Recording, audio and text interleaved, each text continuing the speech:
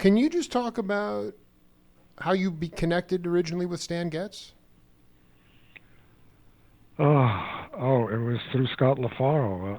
Stan was living in Europe, I guess either in Stockholm or Copenhagen, I don't know.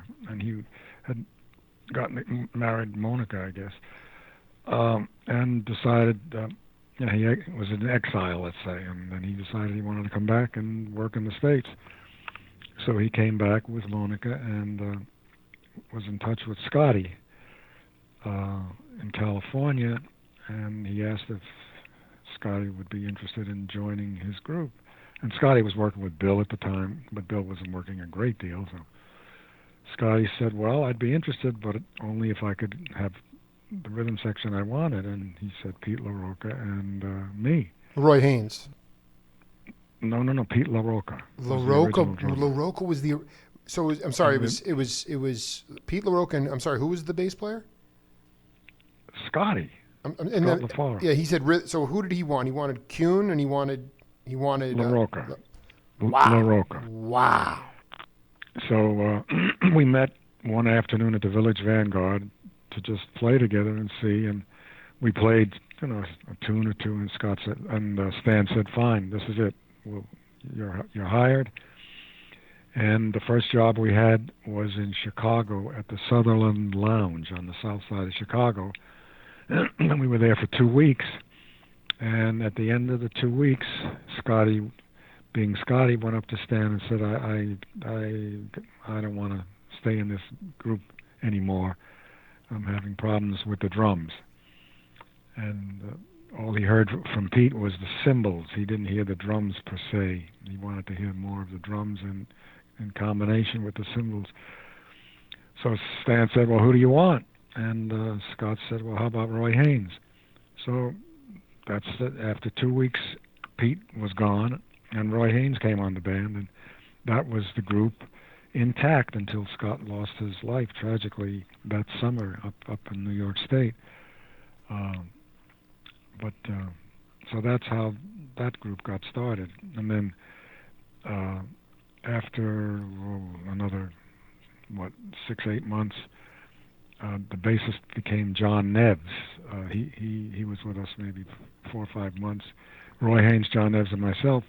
And he used to feature the trio every set we did, a couple of tunes. And he at some point turned around to me and said, this band has to disband, because he felt as though the trio was outshining him, Stan being paranoid as he was. And so he broke the band up. And about 8 months later, he called me and said he'd like me to hook up again with him. And he had Tommy Williams, the bass player, and Al Harewood was the drummer. And that's the way it went for maybe a year until I left and went with Art Farmer. But that's pretty much the background. How did Brookmeyer figure into this thing?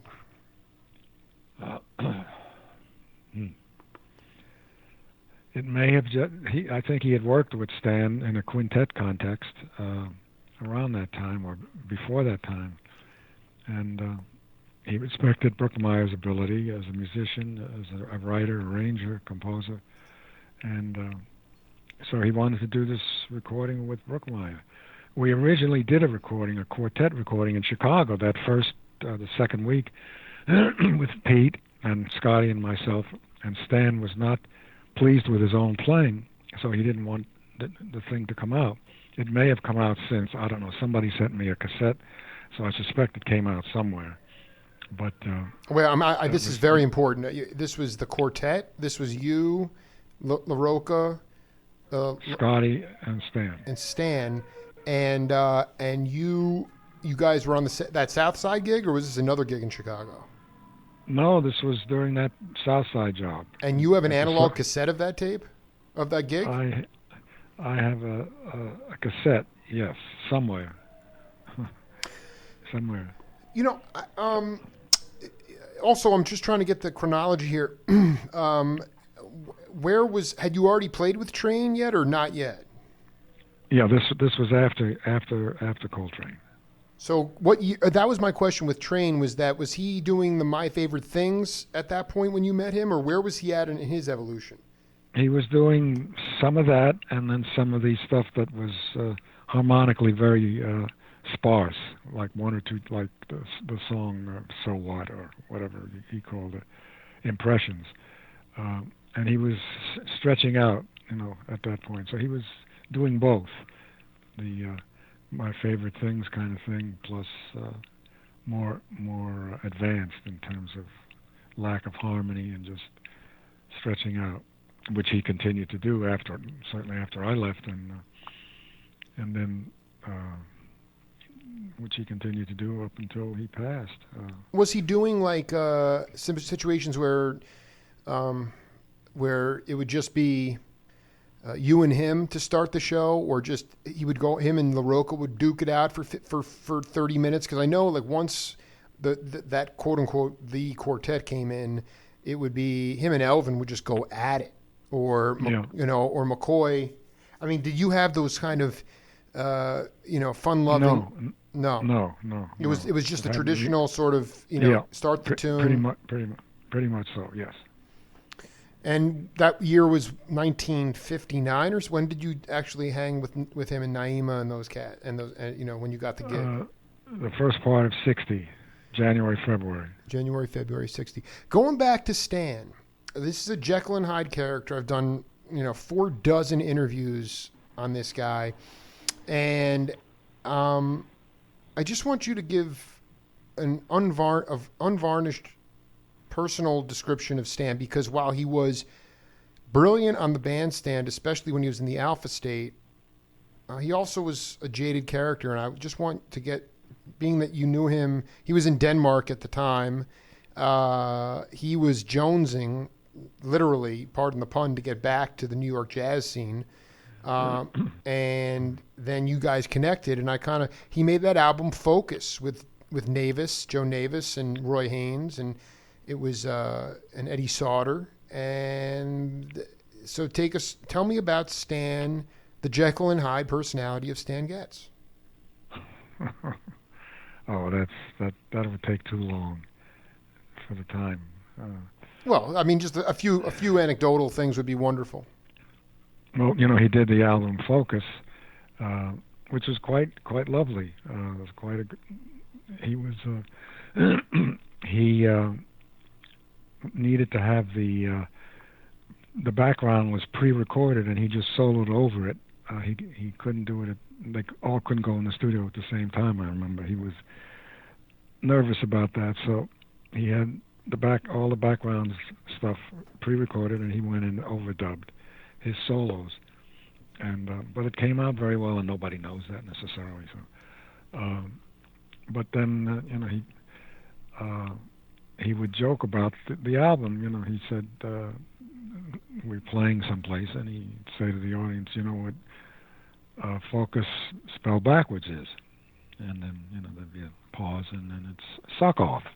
So I mean, stuff like that. His intent was somewhat just in doubt in terms of where he was at. But he was very, very insecure.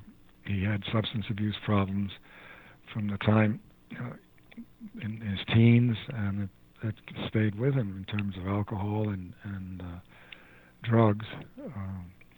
And depending upon what state he was in, it would depend how he acted. I mean, he would be very arrogant at times, but his playing, he said, he always referred to himself as the Jewish Lester Young, and that's, I mean, if you listen to his playing, that's not far from the truth. He was a wonderful melodic player, in my mind, not an innovator, but an extraordinary melodic player, and he could play up tempos very well. He had a lot of technique. But he also had this other side of his personality. When you talk about Stan Getz, I said, I would say, which one? Which? Well, that was the famous Zoot Sims line. How many? Yeah. Stan was a nice bunch of guys, or he was a bunch of nice guys. But I mean, you're telling me that used the word paranoid because he felt that the trio was getting the better of him. Did you? At that point. But I mean, yeah. was he was probably playing his butt off. I mean, he probably. What was it about? Yeah. Why was there? I mean, this nexus though. This is, and I'm not saying. I mean, have you ever done any drugs in your life? I've tried everything pretty much. Okay. But I stopped in the mid '60s and have not been near anything since then. So, I mean, because like David Amram never did any drugs.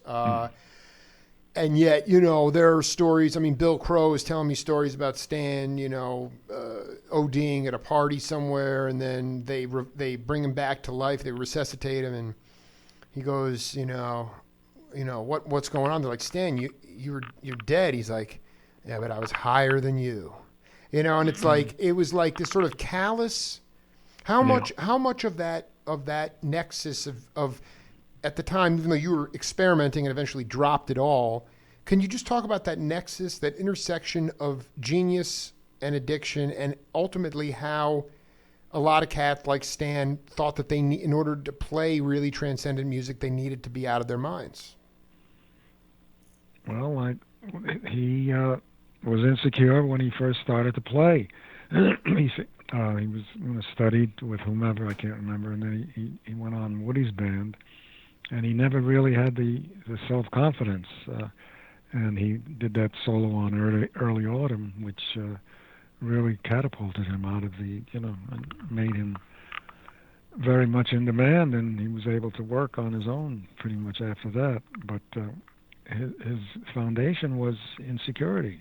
He never really felt secure within himself, and that's generally the reason why. I mean, you can experiment with drugs, but at some point you're going to either get off of it completely or you're going to be hooked. And he had that personality, and he was hooked for his life, off and on, and was played his ass off, but he was very insecure. I remember we did at the Jazz Gallery after I was with Coltrane. I don't know, maybe a year later. It was a double bill with him and Coltrane, and I was with Stan, and he had a hell of a week there because he felt so inferior to Coltrane, and he would say to me often, "You'd much rather be up there with him than with me." And I mean, the truth of the matter is yes, but of course I wouldn't say that. But he, on his own, Stan was extraordinary in terms of being able to improvise and play in tune, and he had his own way. And when you hear his music, it's Stan.